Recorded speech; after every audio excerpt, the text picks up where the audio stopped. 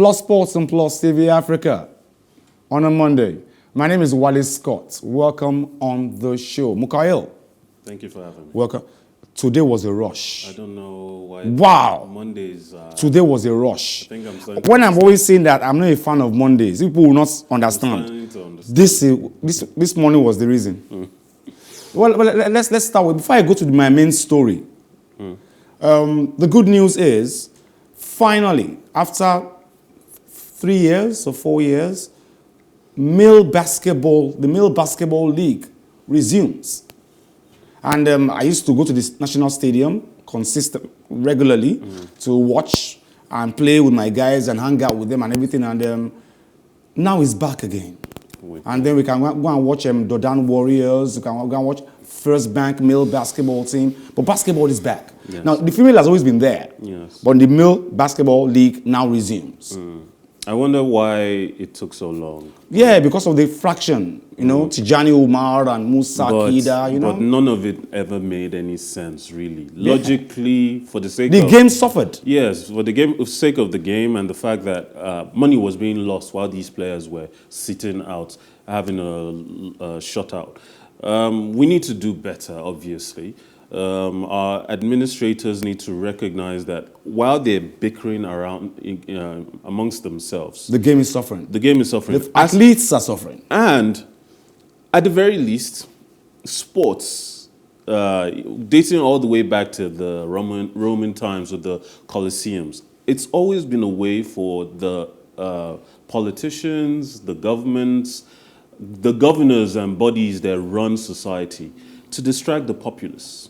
And even though we don't want them to distract us, you absolutely have to recognize that a lot of people's hearts, passions are inflamed by these sports. And when you keep them out, when you stop the status quo, when you put us out and we're not able, we're going to focus heavily on you. Our attention is going to be squarely on you. Sure. And you don't want that. I don't think they do.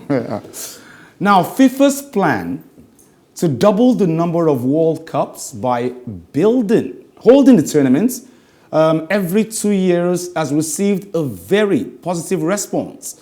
Arsene Wenger, the man fronting the proposal, has said this. Now, the former Arsenal manager is FIFA's head of global football development and has been pushing the idea for several weeks before building a consultation with a group of around 80 former players and coaches in Doha, Qatar, earlier this week. Now, former Brazil World Cup winner Ronaldo appeared on a virtual press conference with Wenger and expressed his support for the idea, with ex-Australia international Tim Cahill and former Denmark goalkeeper Peter Schmeichel also back in the process. Now, Schmeichel has said that none of the players who had attended the discussion had been against the idea of moving to a 2-year cycle rather than the current 4-year gap.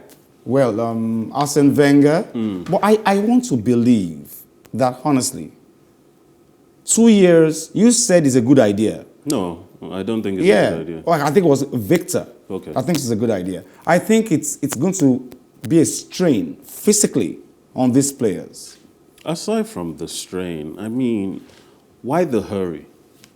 What is it about the game? They just started the Nations League in order to make better use of the international breaks, to bring more competition, to establish a new competition that would utilize spaces typically reserved for friendlies to maximize competition and get people, the fans, to be more focused and enjoy football more, because at least when we're watching something more competitive, we're not as because, to be honest, for me, the international break oftentimes feels like it's interrupting the season.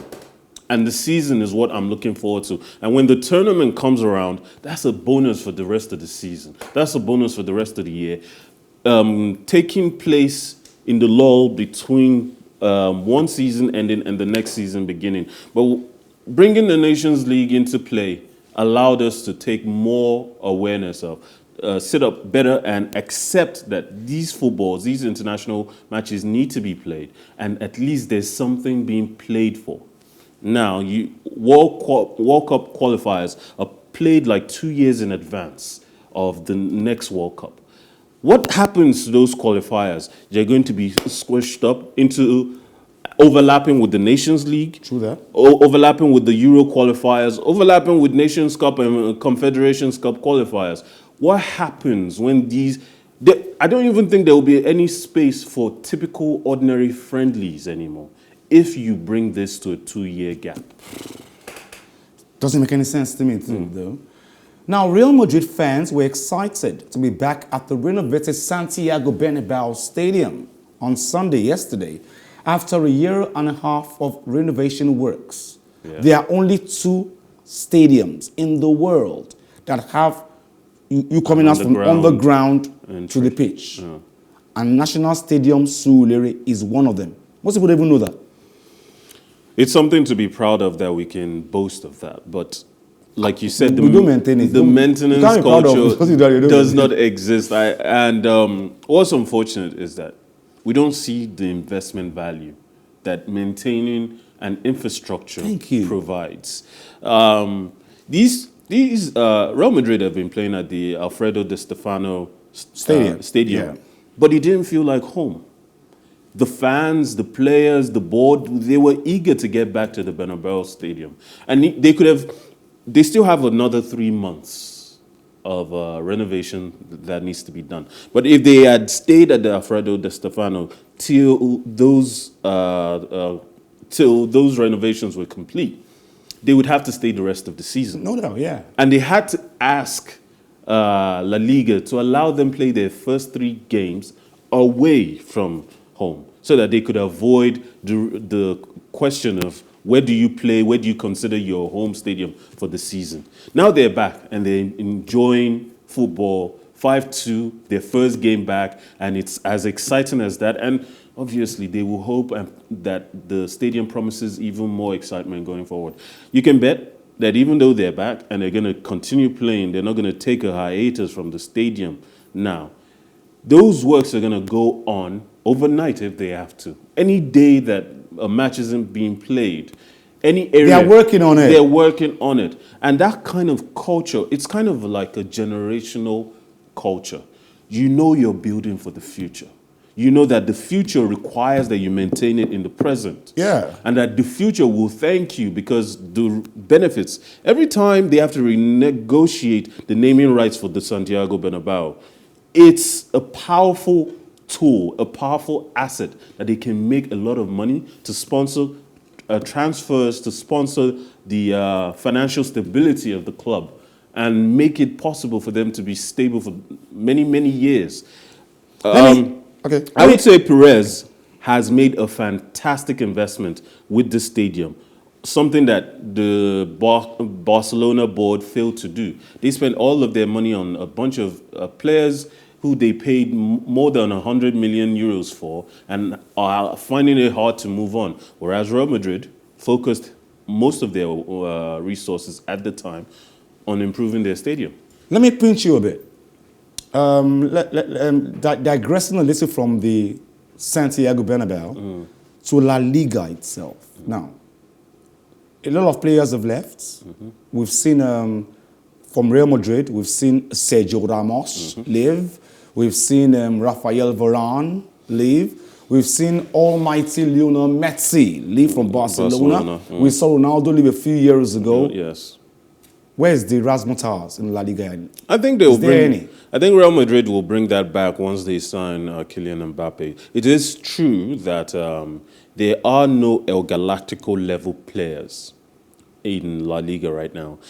And Messi, even though he played with giants like Xavi and Iniesta, Messi obviously still stood head and shoulders above them. Now, with Ronaldo and Messi out of La Liga, there are no giants of the game in La Liga anymore. And that was one of the benefits that La Liga had over the Premier League, the fact that you could go watch Messi against Ronaldo. And before that, you could watch Zidane versus Ronaldinho. And before that, there was always a giant in the game in Spain. obviously Real Madrid are trying to recapture that. I don't know if Barcelona will be able to recapture that going forward because there aren't that many giants left. Yeah. And next season, we'll probably end up with two giants, Kylian Mbappe and Haaland, both at Real Madrid. Where does that leave Barcelona? I have no idea. Well, no, you are limiting this to Barcelona or to Real Madrid. I mean- I'm actually looking at the bigger picture, the La Liga. Yes. There's no Galacticos anymore. There's no superstar. But the Real anymore. Madrid, but the Real Madrid coined the El Galacticos, and it was under Rijkaard and Ronaldinho that Barcelona started to catch up to Real Madrid. Yeah, true. And have now won almost as many Copa del Rey's and La Liga titles comparatively to Real Madrid. So it is understandable that the team that always had giants, was Real Madrid. Barcelona only started having giants in recent times. Going forward, nobody else in La Liga ever really had the kinds of giants that could stand next to the Zidanes, the Ronaldo de Limas, the Ronaldinhos, the Figo, the Deco, the Xavi, the Iniesta, the Xabi Alonsos. No one in the game in Spain right now stands on any level with them. Not Cruz, not Modric is still an amazing midfielder at 34, still going strong, but he's not a giant like these players were. Now, Formula One title rivals Lewis Hamilton and Max Verstappen took each other out of the Italian Grand Prix yesterday, with the Mercedes team boss Toto Wolff slamming the incident as a tactical foul. Red Bull and championship leader Verstappen saw it differently and accused the seven-time world champion Hamilton of not leaving enough space at the first distance. Now, stewards announced to both drivers after the race had decided that Verstappen was predominantly to blame, handing the Dutch 23-year-old a three-place grid penalty. Now, Lewis Hamilton has been accused many times before now of, during tests, of being wicked and running his other drivers off. Now, Verstappen said Hamilton purposely did not leave enough space for him to pass. But the organizers say it was all Verstappen's fault. Of course, Lewis Hamilton is being pampered as usual. But is this right? They've had a crash, both these drivers. Before now, yeah. This year alone. And, I mean, Hamilton complained that Verstappen kept squeezing him on the corners. Verstappen has had opportunities. But we saw that. I'm not a driver, yeah, but he didn't give him space. Yes, but then again, it could be argued that Verstappen was trying to make up for lost time. He had a pit stop that delayed him by 11 seconds, and throughout the race, he was trying to make up for that. I can't say because I didn't watch it firsthand, and even if I did, you know, I'm not an expert on the level of these guys, and I'll probably be biased because I'm a fan of one driver over the other. But if the organizers have watched it, the referees have made a decision that it was Verstappen's fault, regardless, because even when you're driving competitively, you're trying to limit your opposition, your opponent's chance of overtaking you. It's one of the tricks of the game. It's one of the tricks of racing. And Verstappen just didn't maneuver right. So if he has to take it. I was telling Victor on Saturday on Plus Sports Special, and you took my side, saying that could Medvedev create a surprise? I messaged him overnight. You did? Yes. Wow. Medvedev. Let's go straight to the match and see Medvedev beat Djokovic. And everybody thought it was all Djokovic. And I was saying, hey, Medvedev can make it happen. Let's watch this. We'll come back. I was one of the very few people who had this impression or had this suspicion that Medvedev could take the day. Victor was like... The fact is, he had struggled. Even though he kept winning, Djokovic had struggled throughout the competition against every opponent. He had to come back on multiple times, and oftentimes, you know, you've gotten used to it. He loses the first set, and he comes back because that's his typical. But then he had been taken to 5 games on multiple occasions by multiple opponents. I felt that Medvedev would be able to take advantage of a fatigued Djokovic. And in fact there's something funny about seemingly obvious providence. People assume a certainty and an inevitability about a result. Daniel Medvedev, the US Open champion. Yes. And he says he loves his wife, of course, which is very good. I love my wife too. But he says he, as far as he's concerned, he just beats the best tennis player in the world. We all have different opinions about this. By the end of their careers, Federer, Nadal, and Djokovic will still have throngs of fans vying, pushing, stating with emphatic certainty that their man is the greatest. Plus Sports, Plus TV Africa on a Monday. I'm not a fan of Mondays, for the record. Thank you very much, Bukayo Tinubu. Always a pleasure. Join us same time tomorrow, same station on Plus Sports and Plus TV Africa. My name is Wale Scott. Like I always advise you at the end of every show, if not for anything, at least for your heart, do some sports.